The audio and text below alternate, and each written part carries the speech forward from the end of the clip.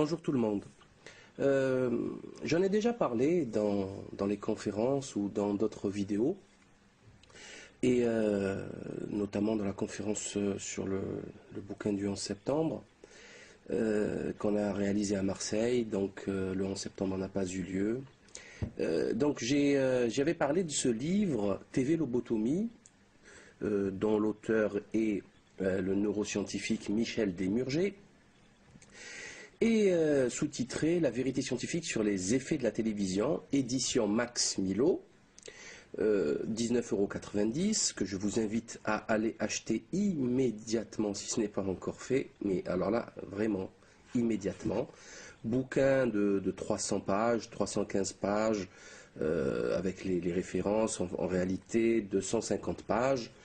À savoir, il y a dans ce livre 1200, je dis bien 1200 références scientifiques. C'est une méta-analyse, donc c'est une synthèse extrêmement large, aussi bien dans l'espace que dans le temps, puisqu'il est question d'études scientifiques sur les méfaits de la télévision de par le monde, sur toute la planète, et depuis les 50 dernières années, c'est-à-dire depuis toujours, depuis que l'homme, enfin depuis que ces études existent. Enfin, bon, c'est extrêmement riche et sérieux, sans oublier les notes de fin de page. Les notes de fin de page qui représentent quelques dizaines, peut-être une centaine de notes. Donc ça fait quand même c'est un travail extrêmement bien documenté qui ne supporte pas la contradiction ou l'avis. Voilà quoi. Il n'est pas question de débat ou de démocratie ou de je ne sais quelle autre bêtise. Ça, c'est la science qui parle. C'est d'autant plus grave qu'il est question d'études qui ont été faites sur des milliers d'enfants, donc statistiquement c'est très costaud, c'est très parlant, c'est très significatif comme on le dit, au niveau des coefficients de corrélation lorsqu'ils sont vraiment forts et élevés. Bref. Pour moi, sincèrement, je le dis le plus simplement du monde, c'est le livre du siècle. C'est le livre qui est au-dessus de tous les autres livres. Pourquoi? Parce que c'est le livre qui va permettre d'expliquer ce qui se passe, qui va permettre d'expliquer pourquoi ça va si mal, qui va permettre d'expliquer, et c'est d'autant plus important, plus vicieux, plus perfide, que ce livre, en fait, va nous expliquer que le cerveau humain est vraiment dégénéré, et que il est impossible, en fait, au cerveau humain, vu que c'est par son cerveau qu'il interagit avec le monde, de comprendre ce qui lui arrive. Est-ce que vous me comprenez? Je ne sais pas, ça dépend de votre état de dégénérescence avec la télévision. En d'autres termes, je m'explique. Souvent, quand j'ai fait quand même des centaines de vidéos sur des sujets vraiment différents, et c'est vrai qu'on a communiqué soit avec mon entourage, soit avec des internautes, et souvent on me dit oui, mais ça n'a rien à voir, mais c'est quoi le rapport, etc., etc. Et vous savez, il y a une phrase, je ne sais plus quel penseur qui disait ça, mais bref. C'est pas parce que vous comprenez pas une chose que cette chose, que vous connaissez pas une chose, que cette chose n'existe pas. C'est la même chose. C'est pas parce que vous ne comprenez pas une chose que cette chose n'a pas de sens. C'est parce que vous n'avez pas les moyens intellectuels de la comprendre clairement. Surtout lorsque c'est très simple et très logique, très basique. Bien sûr, ce ne sera pas toujours le cas, on peut avoir tort, évidemment. Il n'est pas question de dire ici qu'on a toujours raison, ça n'aurait pas de sens. Mais je veux dire par là que lorsque on a vu la télé toute son enfance, qu'on a grandi, été élevé par la télé, qu'on a des difficultés en fait à s'exprimer, des difficultés de langage, des difficultés de compréhension, des difficultés de synthèse, des difficultés d'analyse et de concentration. Lorsque l'on a 25% de connexion synaptique en moins, et je dis bien, écoutez-moi bien, 25% de connexion synaptique. Qu'est-ce qu'une connexion synaptique? Pardon, une connexion synaptique est un lien de neurone à neurone. sachant qu'il y a à peu près 80 milliards de neurones dans notre cerveau, qui fait à peu près 1450 grammes pour les hommes, donc ça fait en moyenne, on va dire, donc ça fait, donc comme je disais, 80 milliards de neurones, du coup il y a des milliers de milliards de je ne sais combien de connexions synaptiques, sans oublier les cellules gliales, bref, c'est hyper complexe, on n'en connaît pas les mécanismes, c'est quelque chose, c'est une œuvre majeure, hein, c'est ce qui fait que le monde est monde, hein, rien d'autre. Eh ben, vous avez 25% de connexion synaptique en moins, donc vous êtes un déficient mental, je ne plaisante pas. Et c'est prouvable scientifiquement. Il y a eu des coupes histologiques, on est allé voir dedans ce qu'il y avait. C'est quand même hallucinant, enfin, c'est dingue, c'est hallucinant. Du coup, quand vous ne comprenez pas quelque chose, c'est que vous n'avez pas les capacités intellectuelles de le comprendre. Et ce n'est pas parce que vous n'êtes pas intéressé par les maths ou parce qu'on n'est pas tous faits pour faire des maths, c'est pas ça la question, on s'en fout de ça. Mais tout simplement parce que votre cerveau est mal fagoté, les connexions sont mal faites. C'est vraiment de la physique, c'est de la chimie. Voilà, et donc, quand on ne comprend plus quelque chose, c'est pas parce que l'interlocuteur que vous avez en face de vous s'exprime mal ou tient un raisonnement erroné. Non, posez-vous la question. Et ce qui est encore plus choquant, c'est toujours le fameux paradigme, c'est que la personne ne peut même pas se rendre compte qu'elle ne comprend pas. Elle ne peut pas parce que son outil avec lequel elle va réfléchir, c'est-à-dire son cerveau, est défaillant. C'est tout ce qu'elle a. C'est-à-dire que l'homme ou la femme se retrouve avec un cerveau défaillant, elle doit faire avec. Et qu'est-ce qu'on peut faire avec un cerveau défaillant? Que des bêtises. Et attention, je ne parle pas du contenu, je parle du contenant. C'est-à-dire que si vous avez une bouteille percée, ou une bouteille, je ne sais pas moi, enfin, vous avez beau mettre de l'eau, elle ne tiendra pas cette eau. Si votre cerveau est défaillant, si votre cerveau a une structure qui a démarré dès la petite enfance, a mal démarré, hein, dès le départ. Donc comment voulez-vous avoir un usufruit, quoi? Comment voulez-vous, à 20 ans, pouvoir utiliser ce cerveau avec un bénéfice au maximum de ses capacités? C'est pas possible, puisque votre outil est cassé. Donc vous ne pourrez pas faire grand-chose avec. Et donc tout ça pour dire que en fin de compte, j'ai compris, moi, en fait, ce livre, pour moi, c'est même pas un livre, c'est plus un livre, c'est une clé. Mais vraiment une clé de lecture, une clé de compréhension du monde. J'ai compris, grâce à ce livre, vraiment c'était comment vous dire, c'était l'algorithme pour comprendre tout un foutoir qui n'a ni queue ni tête. C'est un algorithme assez complexe qui permet de décrypter donc le monde. Et franchement, c'est impressionnant, ça m'a clarifié tout, ça m'a décodé tout, tout ce que j'ai fait jusqu'à présent. Ça fait maintenant quelques années que je travaille pardon, sur ces sujets, et vous ne pourrez pas clairement expliquer autrement la décadence moderne sans la télévision. Ou plutôt, pas la décadence, l'acceptation de la décadence par les peuples. C'est ça le truc. Parce que la décadence, elle est initiée par des voyous, par des déglingués. Hein, voilà, vous le verrez, parce que la télévision, elle est, comment dire, c'est un outil.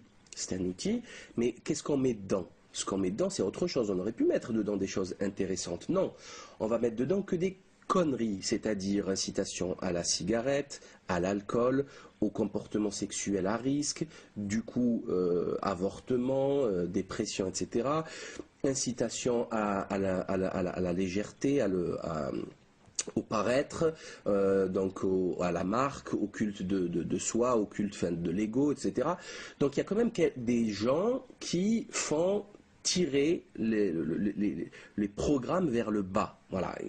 C'est évident, ça se dégrade, c'est la nudité pour le moindre pot de yaourt vendu, pour le moindre stylo, pour le moindre la moindre voiture, tout de suite on vous balance une blonde en culotte, ça n'a aucun sens, vraiment aucun sens, sauf pour ceux qui comprennent, pour ceux qui savent ce que représente la sexualité au niveau énergétique et au niveau des motivations des hommes, c'est-à-dire à peu près 99% de leur existence au passage, bref. Donc il y a des gens qui font ça. Et la télé, comme outil décérébrant, comme outil d'hypnose, hypnose de masse, va faire rentrer donc tout ça de façon insidieuse dans le cerveau des gens et on aura bien sûr une décadence, une dépravation de tous ces peuples qui vont accepter tout ça au goutte à goutte, petit à petit, à la technique fabienne, à la technique du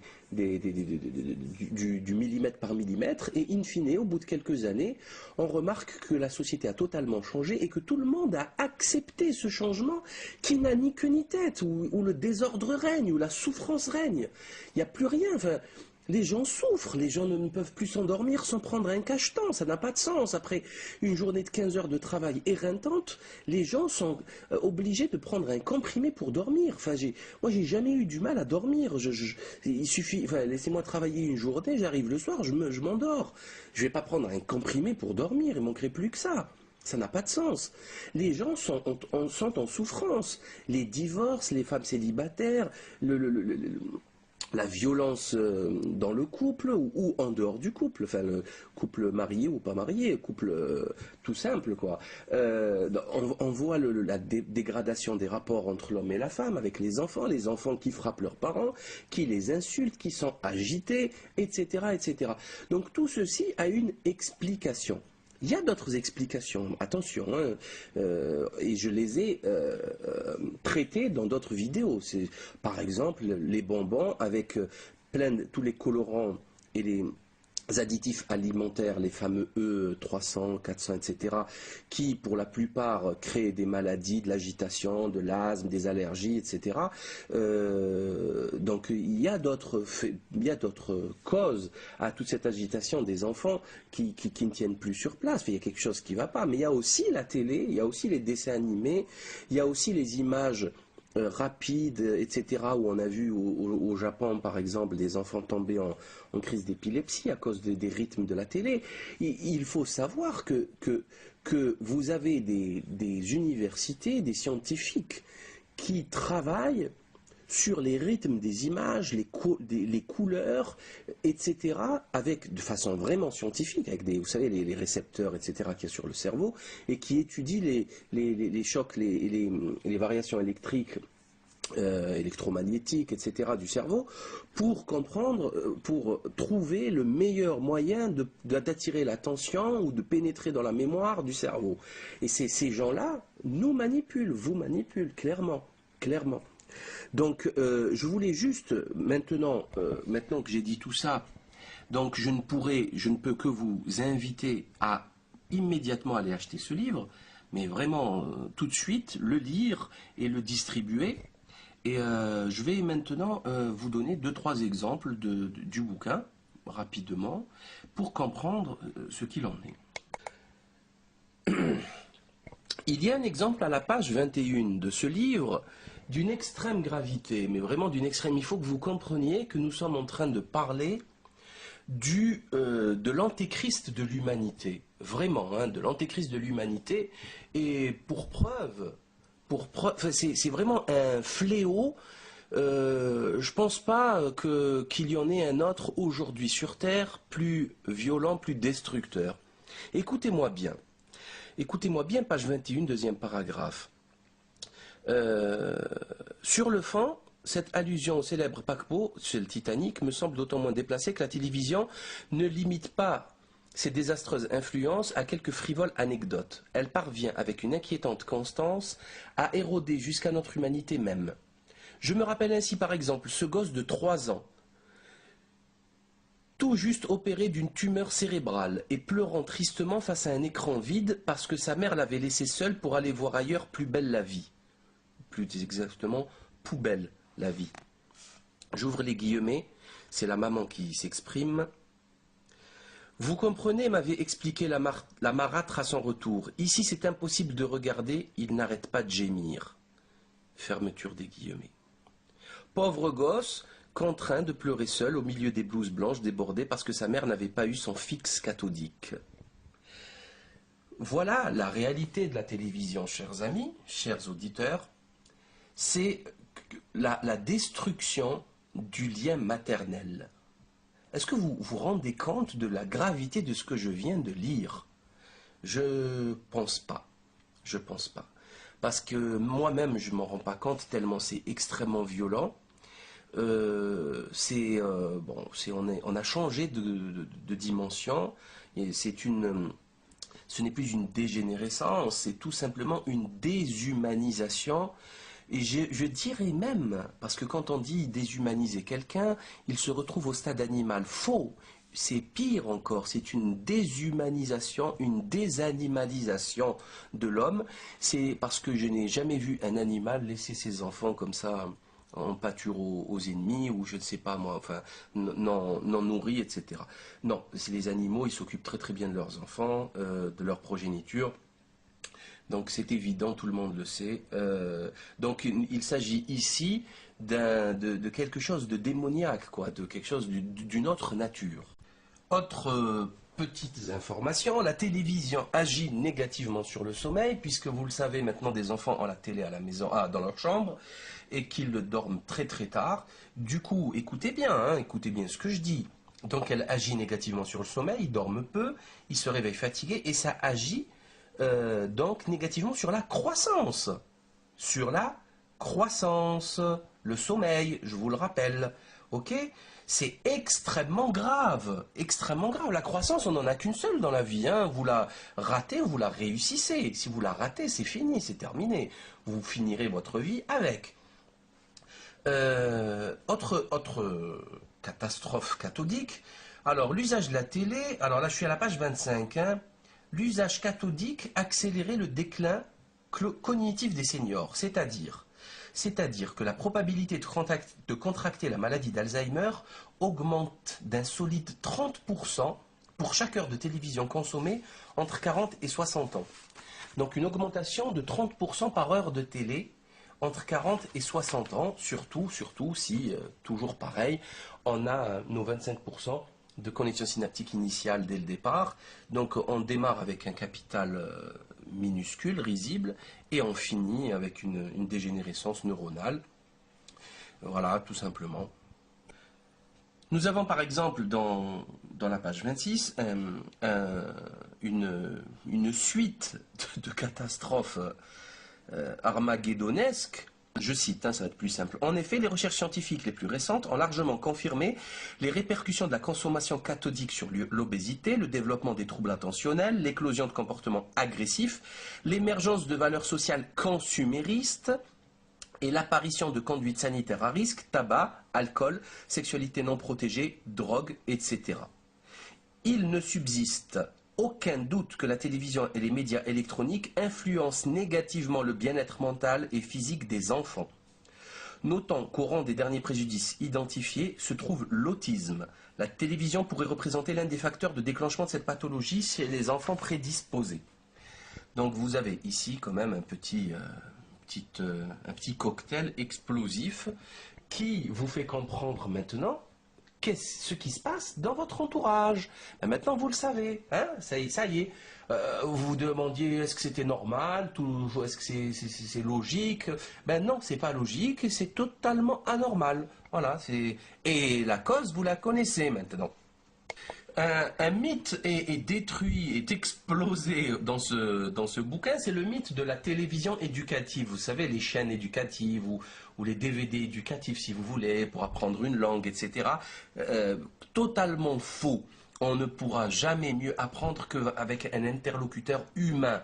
Voilà, parce qu'il est réel, parce qu'il y a une interaction, parce qu'il y a un regard, parce qu'il y a du tactile, du charnel, il y a de la voix, ça n'a strictement rien à voir avec un écran. Et des études ont été faites. C'est clair, il n'y a aucun rapport entre une télé... Ça n'existe pas, les télés éducatives, ça n'a pas de sens. Parce que tout simplement, Tout simplement, dans la vie réelle, on est acteur de notre propre vie, et devant la télé, on est spectateur, on est passif. Tout simplement, c'est aussi simple que ça, c'est pas plus compliqué. Alors là, je vais vous faire, il y a la page 32, une petite série de statistiques effrayantes, mais vraiment, que je vais citer, tout simplement, pour que vous compreniez ce que représente la télé, parce que très peu de gens ont conscience de cela. Un spectateur typique de plus de 15 ans passe chaque jour 3h40 devant son poste de télévision. Songez un peu, 3h40 par jour, cela fait en gros 20 à 25% de notre temps de veille et 75% de notre temps libre. Cela fait aussi 1338 heures par an, soit 56 jours, presque 2 mois. Si vous vivez 81 ans, comme vous êtes statistiquement en droit de l'espérer, vous aurez cédé au terme du chemin 11 ans de votre vie à la télévision hors vidéo et DVD. 11 années complètes, soit plus de 4000 jours et autant de nuits passées à scruter la mire telle une flasque limace. Pas même une pause pipi au milieu de l'épreuve, bien sûr, c'est-à-dire 24 heures sur 24. Bien sûr, on peut aussi considérer que dormir est indispensable et proposer de compter l'usage cathodique en temps éveillé, soit sur une base de 16h30 par jour. On arrive alors à 16 années tout juste, 16 années d'une précieuse existence abandonnée à TF1 et compagnie. Si l'on raisonne à l'échelle de la population française, et là je vous demande de vous asseoir, on obtient le chiffre pharaonique de 77 milliards d'heures dilapidées chaque année devant le poste, soit à peu près la totalité des heures vécues en un an par 9 millions d'individus. Nos enfants ne sont malheureusement pas en reste. Un écolier du primaire passe tous les ans plus de temps devant le tube cathodique que face à son instituteur, 956 heures contre 864. Mais à l'évidence, comme l'écrivit un jour Luc Ferry, vous savez, le fameux ministre là, qui prenait un salaire d'une université dans laquelle il n'a jamais fait de cours et qui fait la morale et des cours de morale et d'éthique à la télévision. Le philosophe au brushing. Donc Luc Ferry, alors qu'il était ministre de la Jeunesse, de l'Éducation nationale et de la Recherche, expliquait que agiter ces statistiques effarantes, c'est faire de la télévision un bouc émissaire facile. Bien sûr, c'est pas lui qui va critiquer la télévision, lui qui passe à la télé tous les jours dans les médias. Donc on ne peut pas compter sur ces guignols de la politique, ces élites ridicule pour nous sauver de ce mal. Autre information extrêmement intéressante, celle de l'ennui. Vous savez, celle de je m'ennuie, l'enfant qui s'ennuie, donc on le met devant la télé. Sauf que pendant qu'un enfant s'ennuie, on a fait des études, les études ont été réalisées, et ben son cerveau fonctionne plus. Il fonctionne réellement pour sortir de l'ennui, tandis que lorsqu'il regarde la télé, ben, il est apathique, c'est une limace, un ectoplasme, voilà, tout simplement. Donc, ennuyons-nous, laissez vos enfants s'ennuyer, ils ne pourront qu'activer leurs neurones pour mieux, enfin surtout l'enfance, pour qu'il y ait une meilleure croissance et de meilleures connexions in fine, quoi, c'est évident. D'autres chiffres extrêmement effrayants, c'est par exemple, 90% des gamins de la planète reconnaissent Terminator et Rambo. C'est quand même hallucinant, tandis qu'un quart des adolescents américains ne savent même pas qui est Hitler. Ou par exemple Winston Churchill, qui ne connaissent pas. Donc, est-ce qu'il est plus intéressant que les jeunes reconnaissent des fictions, des personnages de fiction virtuels qui, en plus de mauvais films, de très mauvais films, et ne connaissent pas leur histoire et les grands intervenants, les grands hommes entre guillemets, de l'histoire ou des grandes guerres ou de la politique, etc. Donc nous avons ici clairement un inversement du monde, du réel vers le virtuel. Enfin, c'est évident, aggravé par Internet, bien sûr. Mais bon, je crois qu'on est arrivé au bout, là. On peut plus creuser plus profond. C'est impossible.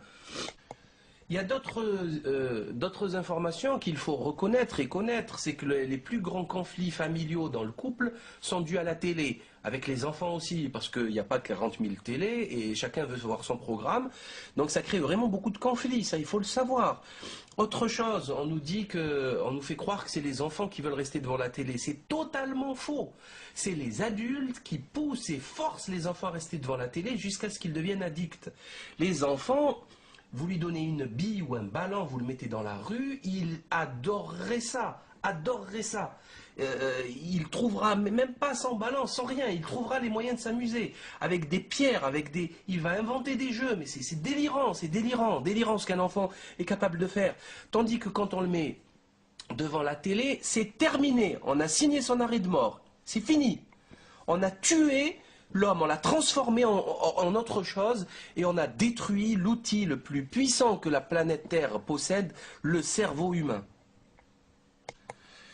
Et toujours pareillement au niveau des schémas et du fonctionnement cérébral humain, un enfant s'identifie mieux ou du moins adapte son imagination à un personnage imaginaire issu d'un livre, ça c'est dans la page 55, que d'un dessin animé où les traits sont définis. C'est-à-dire que c'est terminé, c'est figé.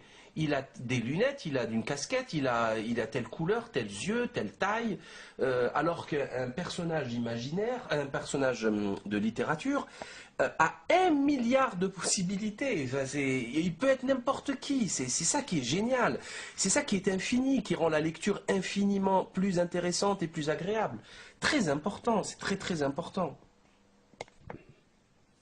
Et concernant l'argument type des imbéciles qui vous expliqueront toujours, parce que là c'est vraiment des imbéciles, hein, qui vous expliqueront toujours qu'il y a des bonnes choses à la télé. Par exemple, il y a Arte, voilà.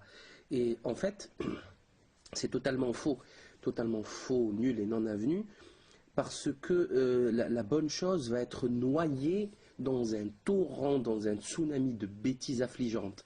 Pourquoi? Parce que tout simplement, il y a des centaines de chaînes de télévision, par exemple en Europe, 600 chaînes, si je ne m'abuse, puisque c'est lui qui le dit à la page 59, qu'il y a 18 heures de programme par jour. Cela représente 4 millions d'heures de programme à assurer annuellement. Et il est impossible, vu ces quantités astronomiques, de faire de la qualité. Ce n'est pas possible, puisqu'il faut des années pour faire un très beau documentaire sur des loutres dans la nature, parce qu'il faut les filmer, il faut être patient, de jour comme de nuit. La qualité se paye. Voilà. Il est impossible de fabriquer une Ferrari en 2 heures. Non, il faut des mois de boulot. Et parmi les meilleurs du monde, les meilleurs techniciens mécaniciens, c'est la même chose avec la télé. Il faut des gens intelligents qui ont des choses à dire, et ces gens-là, il faut les payer. La télé poubelle ne peut pas se permettre ce genre de choses. Donc, il faut arrêter de sortir ce genre d'arguments stériles, puisque les chiffres prouvent le contraire. Et surtout, arrêter de faire croire aux gens qu'il y a des choses utiles quand sur n'importe quel objet, n'importe quelle chose sur cette terre représente 1% de bénéfice contre 99% de désagréments, on élimine cette chose. La raison et la logique humaine nous poussent à éliminer ce danger qui représente 99% de pertes, de catastrophes, hein, de possibilités de dégâts sur nos sociétés. Voilà, c'est une chose qui semble évidente. Une expérience très très intéressante a été effectuée dans des endroits où, par exemple, il n'y avait pas de télé, un endroit où il y avait une seule chaîne de télé et bien sûr plusieurs chaînes de télé, un troisième et dernier endroit, donc qui ont été divisés en hôtels, Unitel et Multitel, donc nos télés, une télé et multi-télévision. Et là, c'est catastrophique, les résultats sont catastrophiques et ils sont d'autant plus catastrophiques que le nombre de chaînes télévision augmente. C'est vraiment dramatique, hein. Là, c'est un carnage, c'est une boucherie.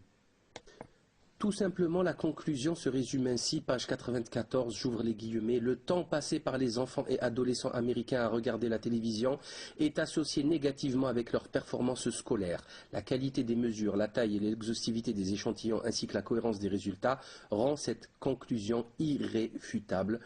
Je ferme les guillemets, référence 429 en fin d'ouvrage. Pour plus de détails et aller lire le texte de l'étude dans sa totalité. Alors, écoutez cette phrase, page 99. Chaque heure de télévision consommée quotidiennement en semaine lorsque l'enfant est à l'école primaire accroît de 43% la probabilité de voir ce dernier quitter un jour le système scolaire sans la moindre qualification. En d'autres termes, l'encéphale ne s'organise pas en observant le réel, mais en agissant sur lui. Dans le livre, à la page 121, Michel Desmurger parle par exemple d'un dessin animé qui s'appelle Gribouille. Apparemment, c'est un truc de dessin. Et un enfant ne pourra jamais apprendre à dessiner en regardant Gribouille, mais en appliquant, en agissant avec une feuille et un stylo, ou plutôt une plume, pour dessiner, pour essayer de dessiner. Elle pourra regarder 1 milliard de fois, 1 milliard d'heures de Gribouille, elle n'apprendra jamais pour autant l'art de la peinture. Et il cite Goethe d'ailleurs avec raison, à la page 123, j'ouvre les guillemets, au commencement était l'action.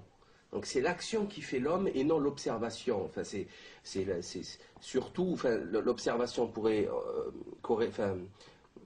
on pourrait dire que c'est la réflexion, la théorie, mais après, à un moment donné, il faut bien passer à l'action. Et pour perfectionner le mouvement et la fluidité, la précision du geste, il faut de l'action, de l'entraînement. Et c'est ce que font les hommes partout, dans tous les corps de métier. À la page 131, il y a un petit paragraphe extrêmement intéressant qui parle du vocabulaire et du langage, qui dit, je cite, par exemple, un enfant de moins de 4 ans entend chaque jour en moyenne 13 500 mots. Si la télévision reste allumée 4 heures dans le foyer, ce chiffre tombe aux alentours de 10 000 mots, soit une chute de 25% quantitativement équivalente à la totalité des mots prononcés quotidiennement par le père en présence de son enfant. En d'autres termes, 4 heures de télévision reviennent à rayer de la carte l'équivalent de la contribution linguistique paternelle.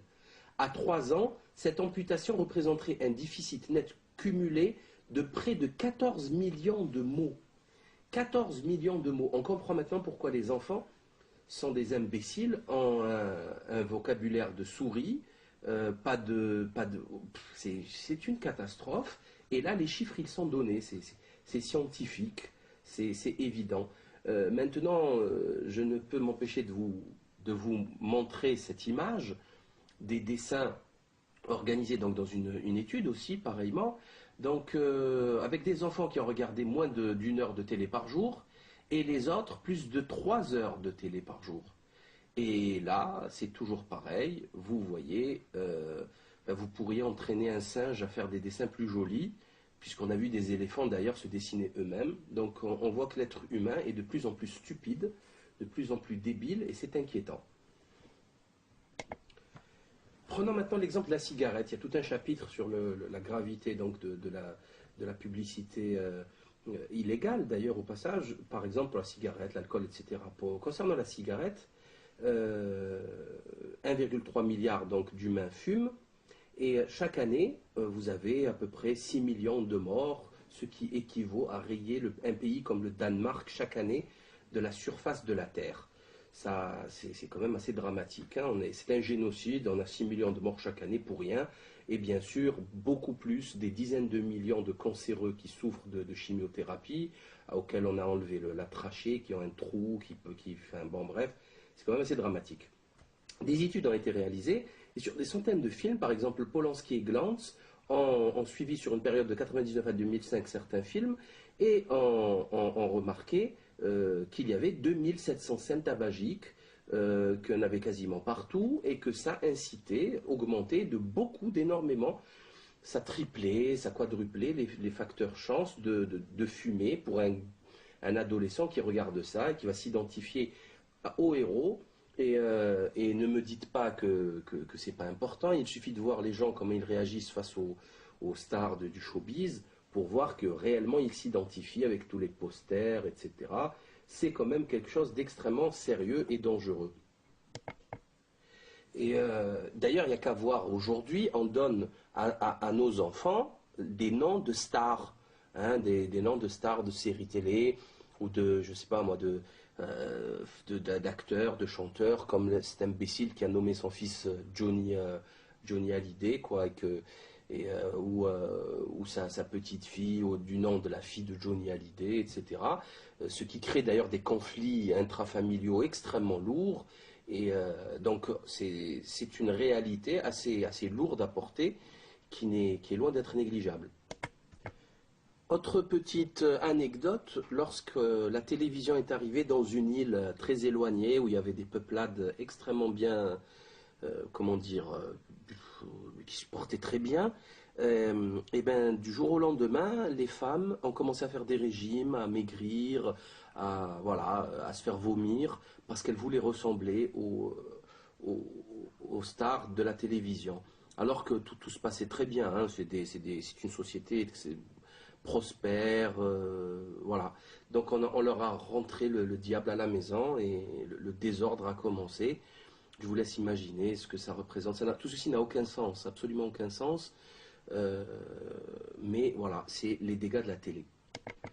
Bien sûr, tous les professionnels de la télévision, ou les ministres, ou les politiques, tous les responsables vous diront tous que tout va bien, hein, qu'il n'y a pas de quoi s'inquiéter. Catherine Tasca, par exemple, Serge Tisserand, vous savez, toute la guignolerie pédopsychiatrique, Françoise Dolto et compagnie, toute cette racaille médiatique qui nous vient nous expliquer que pas du tout, hein, qui ose le dire, contrairement à toutes ces études scientifiques qu'ils n'ont certainement pas lues, hein, et qui tout simplement nous rappellent toute la pourriture d'expertise de Big Pharma, qui passe à la télé nous expliquant pendant 30 ans que tout se passe bien avec le Mediator, que c'est parfait pour le garde d'asile, que c'est extraordinairement utile pour le téléthon, donnez de l'argent, faites-vous vacciner, mangez tout ça, tout va bien, jusqu'au jour où la crise arrive, où on découvre qu'il y a eu des milliers de morts et qu'on n'entend plus jamais parler de ces experts. C'est assez rigolo, c'est quand même terrible, donc aucune crédibilité, hein. Concernant la violence, donc, qui a un caractère que tout le monde, absolument tout le monde peut observer dans son entourage, des études ont confirmé que dans le box-office américain, 90% de la production était à caractère violent, hein, parfois extrêmement violent. Et, et tout le monde maintenant, tous les scientifiques, vraiment, le débat est clos. Tous les scientifiques s'accordent à dire que la télévision a énormément poussé à l'aggravation des violences dans la société humaine. Voilà, et il faut, comme le dit une citation de ce livre, il faut cesser que les gens croient que leurs enfants sont en sécurité devant l'écran de télévision. Voilà, et il faut cesser de croire cette bêtise. Votre enfant est manipulé, est en train d'être détruit par la télévision. Il va de soi que les médias peuvent utiliser cette violence pour créer un sentiment d'insécurité qui certes existe, hein, il y a de plus en plus d'agressions, etc. C'est évident, on le sait, les statistiques de la police le prouvent, mais on peut créer pendant une période donnée, notamment préélectorale, on peut créer des sentiments de peur pour pousser les gens à voter, etc., etc. Et c'est ce qui s'est passé avec la fameuse vidéo du vieillard qui s'est fait agresser la veille du second tour ou du premier tour des élections de, je ne sais plus quelle année d'ailleurs. Mais bref, ceci est connu, a été étudié là encore, et c'est extrêmement dangereux puisqu'il est question de propagande et de manipulation des masses. Je vais vous lire maintenant les pages 241, 242 et moitié 243, parce que je ne peux pas vous les résumer, il faut absolument les lire pour comprendre ce qu'est la télévision. Cet été, mon épouse, moi-même et les enfants avons passé nos vacances dans un superbe petit village d'Auvergne au sein d'une maison de famille achetée il y a quelques années. Depuis notre emménagement, tous les bâtiments environnants ont peu à peu habillé leur façade de méchantes paraboles disgracieuses. Nos murs font aujourd'hui figure d'exception dans leur ostensible virginité. J'ai une parabole dont je ne me sers plus et je peux vous donner si vous le voulez. Nous a même proposé une voisine à qui nous ne demandions rien. Quand on ne vient pas souvent, c'est vrai que ça fait cher, ajoute-t-elle. D'ailleurs, persuadée que nos réticences ne pouvaient être que financières. Les gens ont vraiment beaucoup de mal à concevoir que l'on puisse choisir en toute conscience de vivre sans télé. Et le moins que l'on puisse dire, c'est que de ce point de vue, les enfants sont des gens remarquablement ordinaires. Prenez Léa par exemple, cette charmante petite fille de 9 ans se révéla profondément interloquée en comprenant que sa copine Charlotte, notre fille, n'avait pas de télé. Mais tu fais comment? Tu regardes dans la cuisine? Lance Léa en imaginant. Je suppose que pas de télé, cela voulait simplement dire que pas de télé dans la chambre.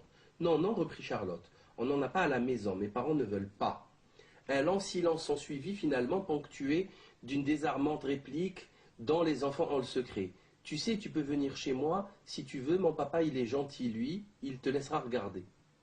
De cette autorisation parentale, effectivement, il est difficile de douter lorsque l'on examine l'emploi du temps estival de la petite Léa. Celui-ci illustre, je le crains, jusqu'à la caricature le propos du présent livre et l'effroyable prix que nos enfants payent à l'écran. Le matin, Léa ne pouvait pas venir jouer avec Charlotte parce qu'il y avait Foudre de 10 heures à 11 heures sur France 2, puis juste après Poubelle la vie sur France 3. L'après-midi, notre jeune téléphage quittait précipitamment la plage à 18 heures pour ne rien rater de Secret Story sur TF1. Le soir, au moment de dîner, toute sa famille se retrouvait devant le journal télévisé.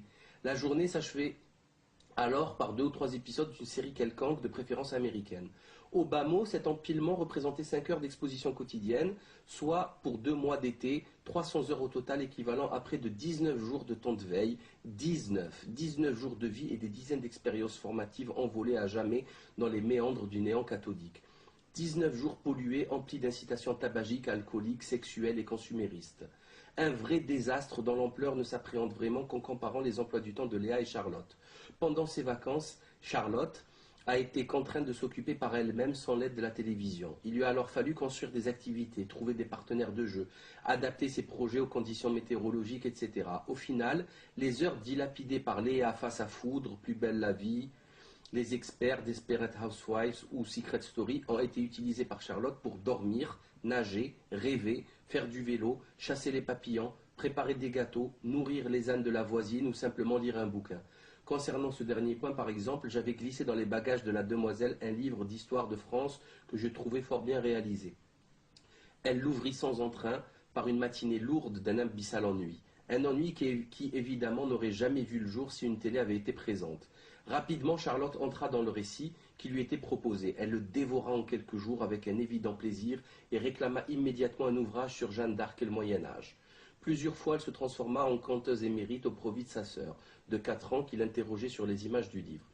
Ce dernier devenait alors prétexte à toutes sortes de jeux, d'échanges et de temps partagés. La préhistoire vit naître une cabane dans le jardin et d'étranges fresques sur le mur du garage. Mieux vaut effectivement, quand on n'a pas de télé, opter pour la peinture à l'eau, les temps celtiques, etc., etc., etc. Donc vous comprendrez bien que la télévision détruit les relations interfamiliales. Il n'y aura pas de fratrie, hein, les frères et sœurs ne joueront pas ensemble puisqu'ils seront bloqués devant la télé.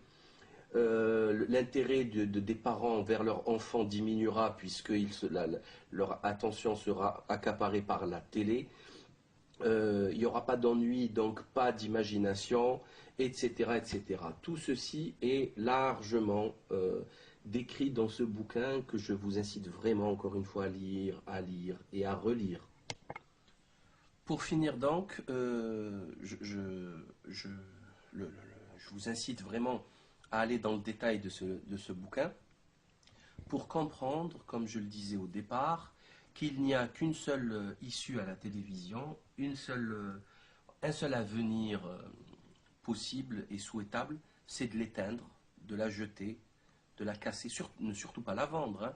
Non, non, la casser, l'éteindre, l'enterrer profondément, la détruire, la brûler, pour une éternité d'éternité, pour enfin revenir à une situation, à une réhumanisation de l'être humain, de la planète, afin que les hommes se réveillent de cette léthargie profonde, de cette hypnose de masse, parce qu'il est clairement évident que la télévision a changé la nature même de l'homme. Elle l'a déstructuré, elle a vraiment... c'est un chaos innommable. aussi bien intellectuellement que sentimentalement. C'est-à-dire, en arriver à détruire les liens familiaux par la télévision, c'est quand même quelque chose de très violent. En arriver à détruire le lien de fraternité, euh, même pas le détruire, c'est-à-dire qu'il n'existe même plus. Enfin, pour détruire quelque chose, il faut que cette chose ait pu exister à un moment donné, alors que cette chose n'existera jamais, puisqu'ils ils sont collés à la télé. Les enfants ne joueront plus ensemble. Vaut mieux 1000 fois deux garçons se bagarrer que les foutre devant la télé, etc. Enfin, c'est quand même incomparable. C'est beaucoup, beaucoup plus utile. Il faut laisser le temps, les choses, créer la vie, créer des liens de fraternité, familiaux, etc., entre les membres d'une même fratrie, ou tout simplement, ou des cousins, ou tout simplement de père à fils, ou de mère à fils ou à fille. Parce que là on comprend aisément, avec l'exemple de la maman qui s'est cachée pour voir poubelle la vie, parce que son fils était malade et qu'il gémissait, on est quand même au bout du rouleau. Là, c'est fini, on ne peut pas aller plus loin, hein, c'est l'horreur absolue.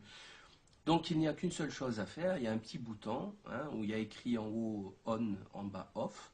Et bien, il faut appuyer dessus.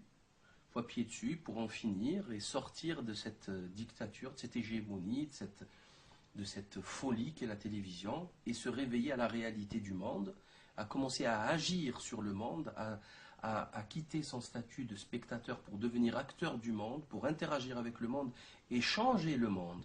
Il faut commencer à changer le monde qui est en train d'exploser sous nos yeux, et avec une passivité assez étonnante quand on voit toutes ces déclarations à la télé, et personne ne réagit, absolument personne, hein. On nous explique que des milliers de milliards disparaissent, qu'il va falloir augmenter les impôts, augmenter les années de cotisation pour la retraite, augmenter tous les prix de transport, le prix de l'essence, du péage, les prix de la nourriture, les habits, la TVA augmente, que le chômage va augmenter, qu'on délocalise, qu'on met tout le monde... Enfin, c'est une catastrophe, personne ne réagit, tout le monde est calme, comme si de rien n'était, c'est comme si c'était une histoire fictive, un film. Les gens confondent l'information avec la fiction, avec les films d'Hollywood. En fait, il y a un problème quand même, c'est quand même hallucinant avec la catastrophe qui se passe, la catastrophe économique qui se passe, de voir 500 000, même pas 300 000 personnes lors des manifestations. Il devrait y avoir 10 millions d'individus. Mais c'est pas possible qu'il y ait 10 millions parce que ces gens sont décérébrés. Ils n'ont plus d'outils pour comprendre ce qui leur arrive. Et surtout lorsque l'ennemi va utiliser un jargon technique, va faire croire aux gens que c'est complexe et qu'ils ne peuvent pas comprendre. Alors là, ça va aggraver la situation. Et c'est exactement ce qui se passe avec la finance mondiale et spéculative, avec tous les termes CDS, crédit défaut swap, les junk bonds, les eurobonds, les trucs, les obligations, les SICAV, etc. Et tout le monde qui est embrouillé. Et c'est assez génial comme système de tromperie quand même. Donc voilà, donc éteignez votre télé, jetez-la, réveillez-vous, réveillons-nous pour changer un petit peu les choses et se réhumaniser. Oui, j'oubliais, un petit cours d'histoire, j'en ai déjà parlé là aussi. La télévision, ou plutôt le tube cathodique, l'ancêtre du tube cathodique, c'est le tube de la Croix de Malte de Sir William Crookes. Sir William Crookes, qui a fait partie donc de la Golden Dawn d'Aleister Crowley, secte sataniste en 1885, et de la Royal Society, hein, quand même, la Royal Society anglaise, à partir de 1913. 1913, une date quand même assez spéciale pour ceux qui connaissent un petit peu l'année de la création de la Federal Reserve Bank, du FBI, de l'imposition aux États-Unis, etc. Bref. Donc, je voulais dire par là, Sir William Crookes, c'est quand même un sorcier qui a pratiqué le spiritisme avec un très très grand sérieux, avec le fameux accordéon qu'il mettait sous la table pour le faire parler, avec de très grands médiums de l'époque. Et tout ceci, enfin, faut savoir qu'au début du siècle, c'était vraiment à la mode, hein, gravement à la mode. Tout le monde a pratiqué, toute la haute société, toute la bourgeoisie a pratiqué le spiritisme, qui est une activité extrêmement dangereuse. Et donc, Sir William Crookes voulait faire apparaître, voulait capturer les forces psychiques et les faire apparaître par cet écran cathodique. Qui fonctionne très bien d'ailleurs avec la croix de Malte, vous le voyez sur la vidéo. Donc c'est pas rien du tout, c'est pas anodin, cette naissance, comment dire, assez litigieuse du tube cathodique et de la télévision, dans un milieu extrêmement d'occultisme et d'hermétisme dégénéré de la Golden Dawn. C'est pas anodin, je crois que c'est clair. On ne peut pas faire comme si de rien n'était. Ceci est extrêmement sérieux. Pour finir, une petite vidéo, je crois clairement quel sort doit-on réserver à la télévision. Il n'y en a qu'un seul, c'est celui-là.